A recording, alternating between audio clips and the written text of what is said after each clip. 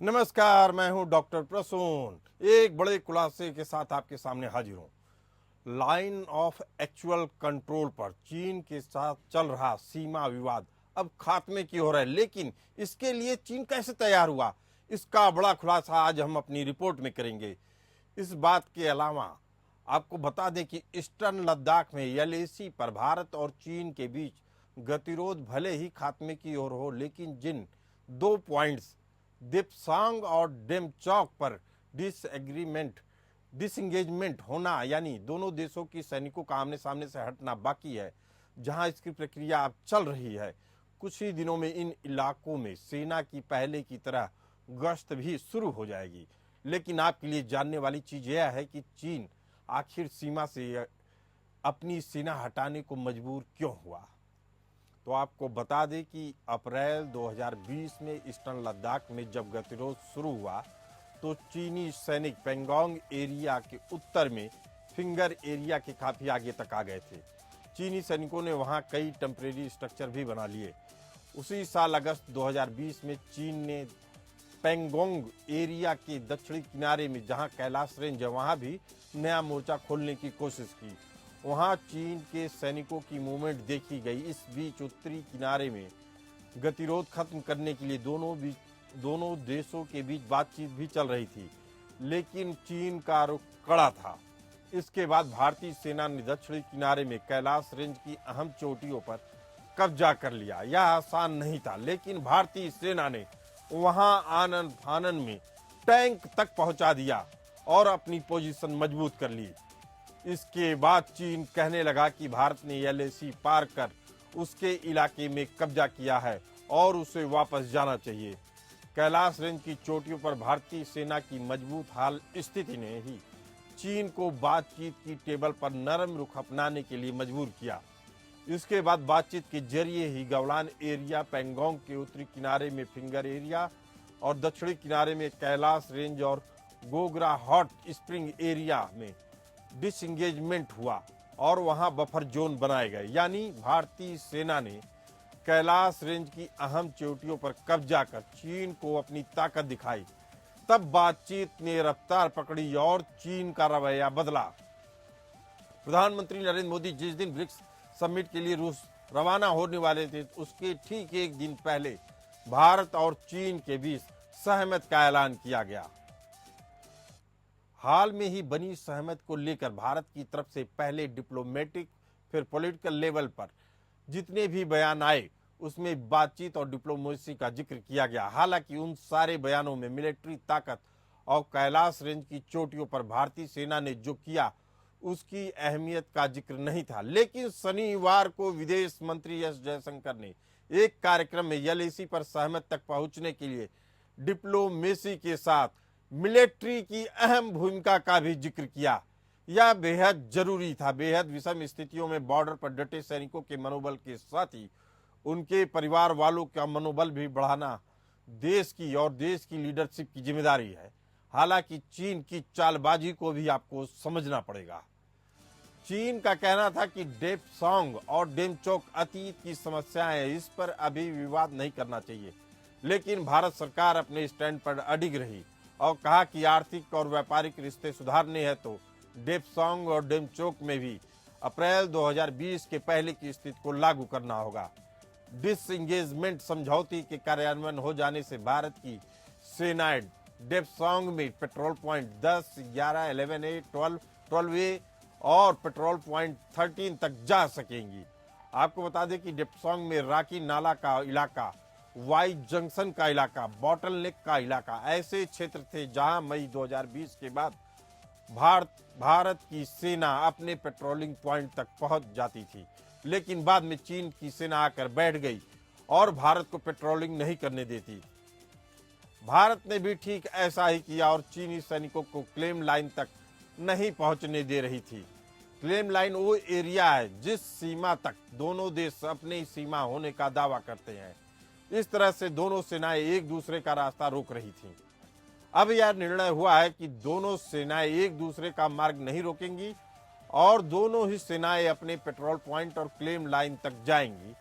ये फैक्ट डेप्सांग से जुड़े हैं। इसका मतलब यह भी है कि पहले हम डेप्सांग के पेट्रोलिंग पॉइंट 10 तक जा सकते थे।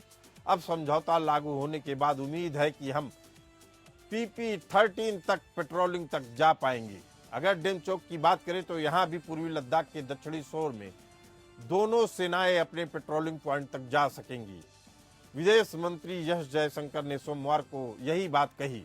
उन्होंने कहा कि इस समझौते के लागू हो जाने के बाद चीन से लगी सरहद पर भारतीय सैनिक 2020 से पहले जहां गश्त लगाते थे वहां अब जा सकेंगे। गावलान पेंगोंग त्सो के उत्तर और दक्षिण तट गोगरा हॉट स्प्रिंग क्षेत्र में, जिसे पेट्रोलिंग पॉइंट 14, 15, 17 अल्फा कहा जाता है, यहां पर पहले ही दोनों देशों की सेनाएं पीछे हट चुकी हैं। इन जगहों पर नॉन मिलिट्री बफर जोन बना दिए गए हैं। पहले चीन का कहना था कि डेप्सांग और डेमचोक की समस्याएं काफी पहले से चली आ रही हैं, इसीलिए इस पर विवाद नहीं करना चाहिए। हालांकि भारत अपने स्टैंड पर कायम रहा और कहा कि अगर व्यापारिक रिश्ते सुधारने हैं तो आपको अपनी स्थिति में बदलाव करना होगा। दरअसल चीन शक्ति का सम्मान करता है। पिछले 4.5 सालों में भारत ने चीन को विवादित क्षेत्रों में से एक भी कदम आगे नहीं बढ़ने दिया। इसके बाद चीन भारत के साथ समझौते के टेबल पर आया। भारत और चीन के बीच सीमा विवाद उस समय शुरू हुआ जब 2017 में चीन ने डोकलाम में घुसपैठ की। चीन ने भारत ही नहीं भूटान को भी दबाकर उसकी जमीन हथियाने की सीमा तक उल्लंघन किया। चीन ने 2017 के मध्य में भूटान के दावे वाले डोकलाम इलाके में अपनी सेना भेज दी। काफी मान मनौवल के बाद और 73 डेज के बाद सैन्य तैनाती के बाद उसने अपने सैनिक वापस बुलाए। इसके बाद साल 2018 में पीएम मोदी चीन गए, वहां शी जिनपिंग के साथ अनौपचारिक शिखर वार्ता शुरू की। तब उन्होंने चीनी राष्ट्रपति को भारत आने का न्योता दिया। इसके तुरंत बाद शी जिनपिंग ने जिस तरह अपनी फौज को पूर्वी लद्दाख के सीमांत इलाकों में भेज दिया वह हैरान करने वाला रहा। चीनी राष्ट्रपति ने दोनों देशों के बीच 1993, 1996, 2005 और 2013 में परस्पर भरोसा पैदा करने वाले समझौतों को पूरी तरीके से नजरअंदाज कर दिया। उन्होंने अपनी सेना को भारतीय दावे वाले इलाकों में अतिक्रमण करने का आदेश दिया। इसी का अंजाम रही जून 2020 में गलवान घाटी जैसी घटना। इसके बाद भी भारत के राजनीतिक और सैन्य नेतृत्व ने बड़ा संयम दिखाया। भड़काने वाली स्थिति में भी उन्होंने धैर्य के साथ काम लिया और बातचीत के जरिए ही मामले का हल निकाला।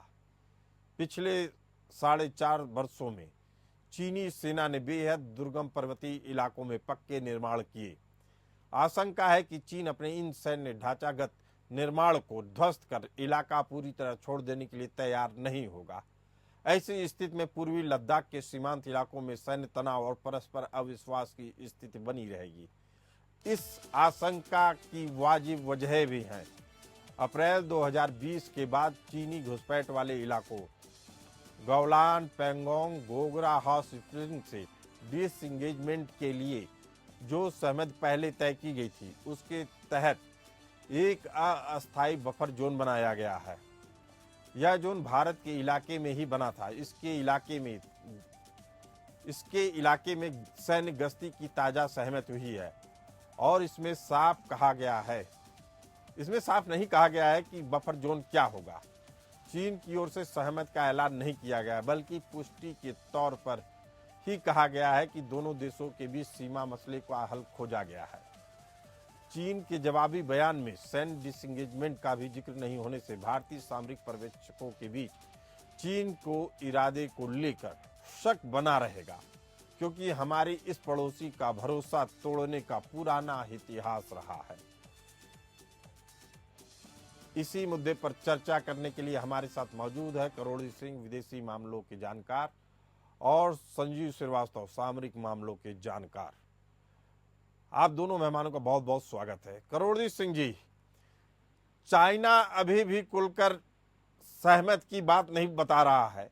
अपने जो कागजात में जो हवाले से आ रहा है, उसके जो अखबारों में खबरें छप रही हैं, उसमें कहीं भी जिस तरीके से भारतीय अखबारों में आया है डिसएंगेजमेंट की बातें, खुल के वह स्वीकार नहीं कर रहा है। इसका क्या मतलब हो सकता है करोड़ी सिंह जी?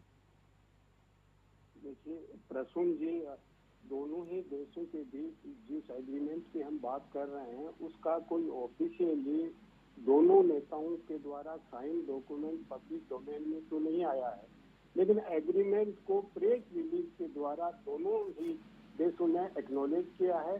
चाइना के मिनिस्ट्री ऑफ एक्सटर्नल अफेयर्स ने किया है, भारत के एक्सटर्नल अफेयर्स मिनिस्ट्री ने किया है। और जो बातचीत आ रही है प्रेस रिलीज और मीडिया रिपोर्ट से, ऐसा लगता है कि एग्रीमेंट हो गया है। और उसमें जो महत्वपूर्ण चीज है वो है कि स्पेशल रिप्रेजेंटेटिव हैं, भारत की तरफ से नेशनल सिक्योरिटी एडवाइजर को अपॉइंट किया है और चाइना की तरफ से वांग ये हैं, वो आगे बातचीत करके इसको इफेक्टिवली लागू करेंगे। लेकिन जिस तरह से एग्रीमेंट पहुंचे हैं दोनों देश, वो बहुत ही अप्रिशिएबल है। और इसमें मुझे लगता है कि राजनीतिक नेतृत्व, कूटनीतिक नेतृत्व और सैन्य नेतृत्व तीनों का ही एक समन्वित प्रयास रहा है, जिसकी वजह से एग्रीमेंट पे पहुंच पाए। नहीं तो जैसे हालात थे उसमें एग्रीमेंट पे पहुंचना मुश्किल था। इसके कई कारण हो सकते हैं। एक कारण तो यह है कि जो ग्राउंड सिचुएशन है उसमें भारत अपना इंफ्रास्ट्रक्चर निरंतर रूप से मजबूत कर रहा था। भारत अपनी सेना को पूरी तरह मॉडर्नाइज और प्रिपेयर्ड कर रहा था, क्योंकि सेना तो चाहे किसी भी देश की हो, 24/7 सेना को हम एक्टिव मान के चलते हैं। तो भारत की सेना का जिस तरह का दबाव था, चीन ने ये देखा कि आगे कुछ अब कर नहीं सकते, तो ये तो ग्राउंड सिचुएशन ऐसी बन गई कि एग्रीमेंट पे पहुंचे। लेकिन स्वीकार क्यों नहीं कर रहा है जब भारत के विदेश मंत्री खुलकर यह बयान देते हैं कि समझौता लागू हो जाने के बाद चीन से लगी सरहद पर भारतीय सैनिक 2020 से पहले जहां गश्त लगाते थे जा सकेंगे। विदेश मंत्री खुलकर बोल रहे हैं। एक देश का विदेश मंत्री बोलता है, दूसरे देश की सरकार चुप रह जाती है। इस चुप्पी के क्या मायने निकाले जाए करोड़ सिंह जी? क्या चीन की मंशा पे शक करना जायज है? देखिए प्रसून जी, कोई जब तक डॉक्यूमेंट रिलीज नहीं हो ड्यूली साइन, तब तक हम इसके बारे में कुछ नहीं कह सकते। तो डॉक्यूमेंट नहीं है, इसलिए चीन अपना जो ये बेनिफिट ऑफ डाउट लेके स्थिति को स्पष्ट नहीं करना चाहता है, क्योंकि चीन ये सोच रहा होगा प्रोबेबली कि अगर कुछ डाउट होता है या कुछ कंफ्यूजन होता है तो वो चीन अपने तरीके से उसको मोल्ड कर ले, अपने तरीके से इंटरप्रेट कर ले। तो जब तक ड्यूली साइन डॉक्यूमेंट नहीं हो तो ये कंफ्यूजन रहता है। और निश्चित रूप से देखिए, ट्रस्ट डेफिसिट तो दोनों देशों में है, अभी एकदम से ट्रस्ट डेफिसिट तो नहीं हुआ है, लेकिन चाइना की तरफ ज्यादा दिख रहा है। एक कदम है जी, चाइना की तरफ से ज्यादा दिखता है कि चूंकि वह आपके साथ हाथ तो मिलाना चाहता है, सेकेंड करना चाहता है, लेकिन खुले दिल से लोगों के सामने एक्सेप्ट नहीं करना चाहता है कि भारत के साथ उसके संबंध सुलझ गए हैं। जिसका अगर भारत के साथ अगर चाइना आ रहा है तो पाकिस्तान भी नाराज होता है। पाकिस्तान ने अपनी नाराजगी खुलकर जता दी है और ऐसी स्थिति बन गई है कि अब चाइना के लिए मुश्किल हो रहा है पाकिस्तान को मनाना, जहां उसके हर अरबों डॉलर लगे हुए हैं उसके प्रोजेक्ट में, सीपीईसी में। हमारे साथ मौजूद हैं संजीव श्रीवास्तव जी, सामरिक मामलों के जानकार। चाइना को आखिर मुश्किल क्या है समझौता स्वीकार करने में?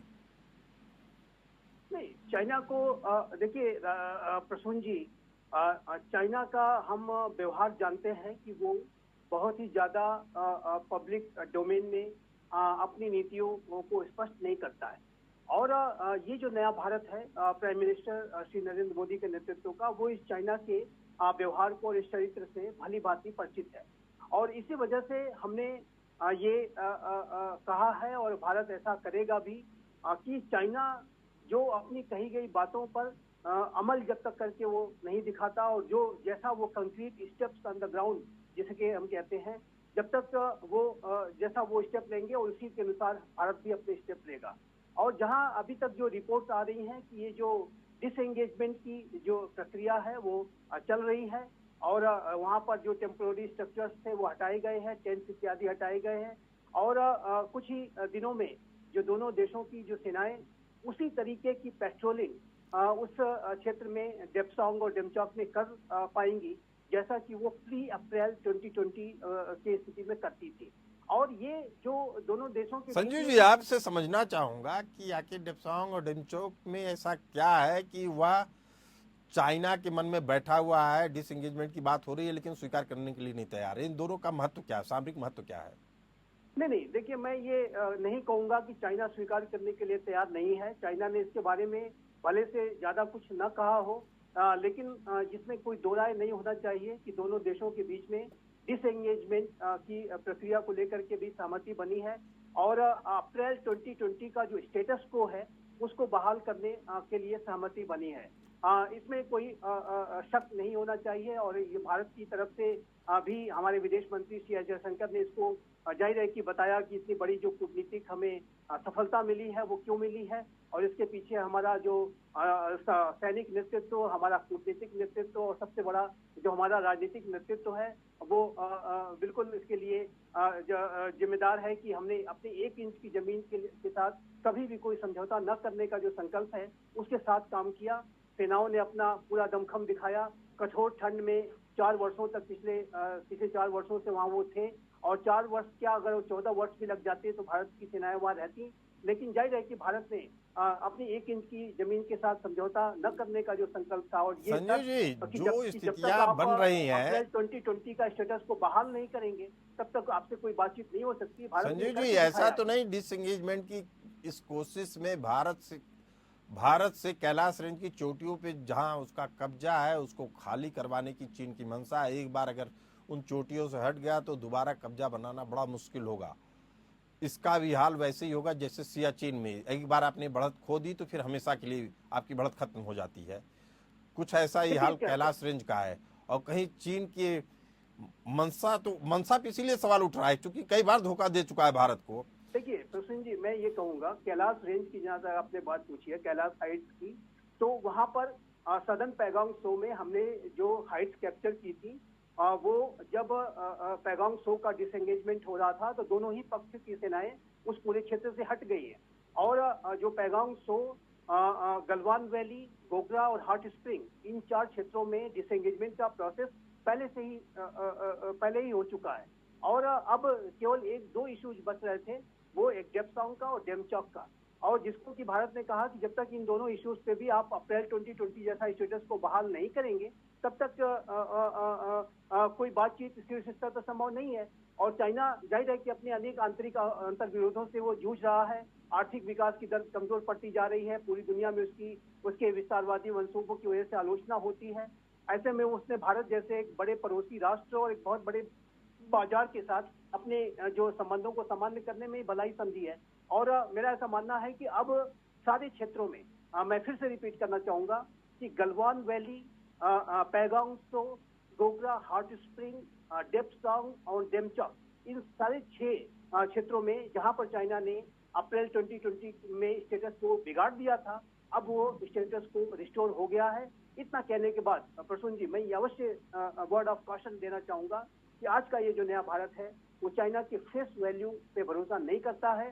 चाइना जैसा concrete steps on the ground लेगा उसी के अकॉर्डिंग भारत भी अगला कदम उठाएगा। चाइना से हम ये उम्मीद करते हैं कि चाइना जो अपनी कही गई बातों को अमल करेगा और वो पूरी डिसएंगेजमेंट की जो प्रक्रिया है वो प्रॉपरली उसको कंप्लीट की जाएगी। लेकिन यदि चाइना ने किसी तरीके की इसमें गड़बड़ी करने की कोशिश की, कोई डिसेप्शन या धोखा वगैरह देने की कोशिश की, तो भारत भी उसका जवाब देना जानता है। जब मैं आपको, आपके दर्शकों के लिए, जैसा कि हमारे विदेश मंत्री श्री अजय शंकर ने कहा, बताया भी कि जब डेप्सांग में उन्होंने जो भारत की पेट्रोलिंग पार्टी को उन क्षेत्रों में जाने से रोका तो हमने भी उनको पेट्रोलिंग करने से रोक दिया और दोनों की देशों की सेनाओं के बीच का जो गतिरोध है वो सामने आ गया।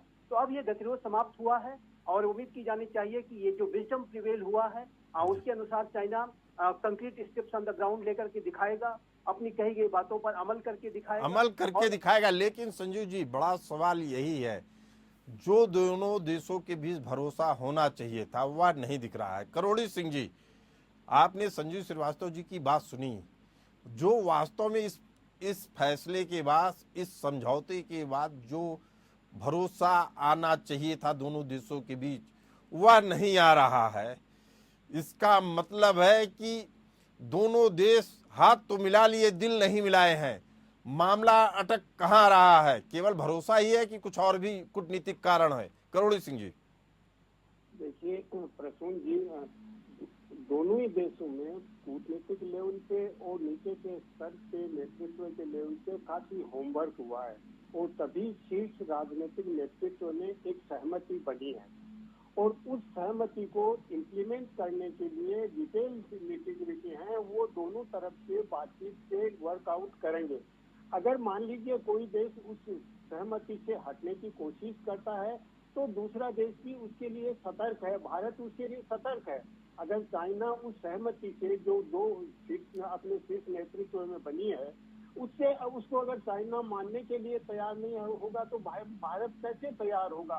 तो वो डिटेल्स तो अभी वर्कआउट होनी है, क्योंकि हम इनिशियल स्टेज पे इतना डाउट नहीं करें, क्योंकि जब बातचीत होगी लोअर लेवल पे और उसको इम्प्लीमेंट करने की स्टेज आएगी और चीन उसमें आनाकानी करता है तो उसको देखा जाएगा। मुझे लगता है कि आज की स्थिति में चीन आनाकानी नहीं करोड़ी करेगा। सिंह जी, उसका एक बड़ा कारण सवाल इसके बाद ये भी उभर रहा है कि क्या इस समझौते के लिए रूस ने भी चीन के ऊपर दबाव डाला या चीन खुद ही अपनी स्थिति समझकर पीछे हटा? जी, ये बात बहुत इम्पोर्टेंट है। इसमें प्रेरित करने वाले दो तत्व हैं जो अंतर्राष्ट्रीय राजनीति के हैं। एक तो रशिया, निश्चित रूप से पुतिन ये चाहते थे कि भारत और चीन अगर दोनों साथ होंगे तो रशिया की पोजीशन इंटरनेशनल लेवल पे कूटनीतिक और राजनीतिक दोनों ही दृष्टि से मजबूत होगी। तो निश्चित रूप से रशिया एंड पुतिन तो प्रयास कर रहे थे, लेकिन दूसरी तरफ जो अंतर्राष्ट्रीय राजनीति में मोड़ आ रहे हैं वो भी प्रेरित कर रहे थे चीन को और भारत को, दोनों को नजदीक आने के लिए। जैसे चीन पे जिस तरीके का दबाव बन रहा है ईस्ट चाइना सी में, साउथ चाइना सी में, कोरियन पेनिनसुला में, तो चीन ये और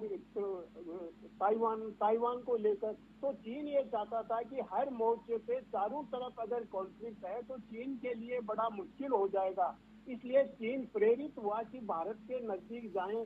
रशिया ने भी रोल भारत के करीब जाने के लिए प्रेरित हुआ है। लेकिन संजीव श्रीवास्तव जी, 30 सेकंड में जानना चाहूंगा आपसे कि अब पाकिस्तान किस मोड़ पे खड़ा होगा? चाइना के ऊपर भरोसा नहीं कर पा रहा इस समझौते के बाद। जब पुतिन और शी जिनपिंग मिलते हैं मोदी के साथ तो पूरे पाकिस्तान में कोहराम मच जा रहा है। ऐसी स्थिति में पाकिस्तान कहाँ खड़ा होगा, किस चौराहे पे? जी देखिए, पाकिस्तान की क्या स्थिति होगी, क्या उससे किस स्थिति नहीं होगी, इसका भारत और चीन के संबंधों से कोई लेना देना नहीं है। भारत और चीन के जो संबंध है वो जाहिर है कि दोनों देशों के बीच में ये जो एक बुद्धिमत्ता प्रिवेल हुई है, जिसको विजडम प्रिवेल हुई है, बुद्धिमत्ता की जीत हुई है, कूटनीति की जीत हुई है। और इसमें दोनों देशों ने अपने अपने कंसिडरेशन के आधार पर, और जैसा विशेष रूप से क्योंकि चाइना ने ही सारी स्थितियां खराब की थी तो ये चाइना की ही जिम्मेदारी थी कि चाइना इसको ठीक करता। और चाइना को ऐसा लगता है कि समझ आ गई है, क्योंकि चाइना आंतरिक रूप से बहुत सारी चुनौतियों से जूझ रहा है, वैदेशिक स्तर पर बहुत सारी चुनौतियों से जूझ रहा है। चाइना का नेतृत्व निश्चित तौर पे एक अच्छा और समझदारी भरा फैसला किया है, जिसके बाद भारत और चाइना के संबंध एक नए सिरे से नई ऊंचाइयों को छू सकते हैं। आप दोनों मेहमान इस डिबेट में आए और अपनी जानकारी हमारे दर्शकों के साथ शेयर की। बहुत बहुत धन्यवाद आप लोगों का। इस चर्चा में फिलहाल इतना ही। हमें दीजिए इजाजत। चलते रहिए एपीएन न्यूज के साथ।